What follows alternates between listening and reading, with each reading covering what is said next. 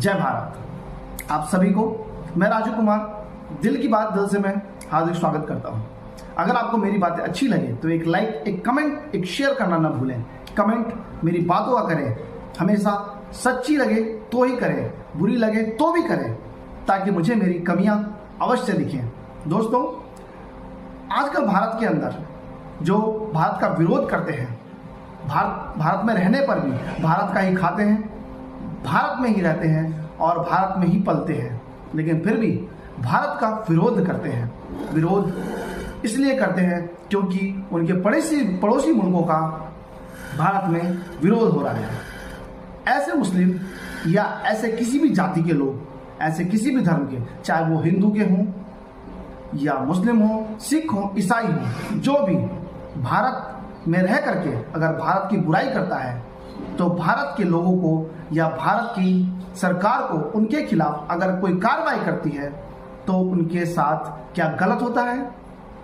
आपको क्या लगता है, जो बांग्लादेश से आए हुए रोहिंग्या हैं, जो बांग्लादेश से अप्रवासी लोग आके बसे हुए हैं भारत में, अगर वो भारत से निकाले जाए या भारत में ना रहने दिया जाए तो उसको किसी को उसके ऊपर आपत्ति होनी चाहिए?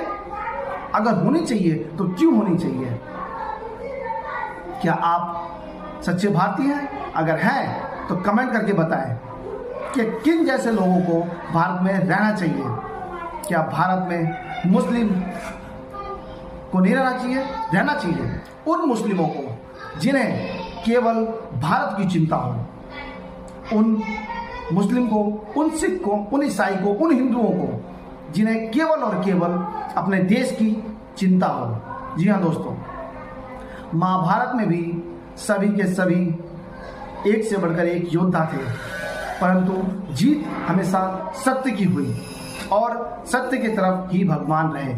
इसलिए दोस्तों, हमारा भारत भी पहले प्रेम से ही समझाता है, लेकिन अगर कोई बार बार प्रेम का उल्लंघन करे तो फिर युद्ध के लिए वो तैयार हो सकता है। इसलिए दोस्तों, मेरा ये मानना है कि अगर आज युद्ध भी होता है भारत के साथ, तो मैं भारत की सरकार जिस वक्त कहेगी सबसे आगे खड़ा रहूंगा अपने आप को निछावर करने के लिए।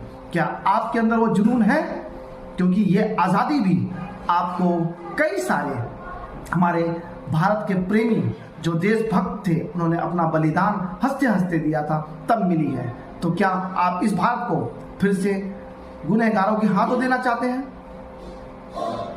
आपका निर्णय आपके हाथ।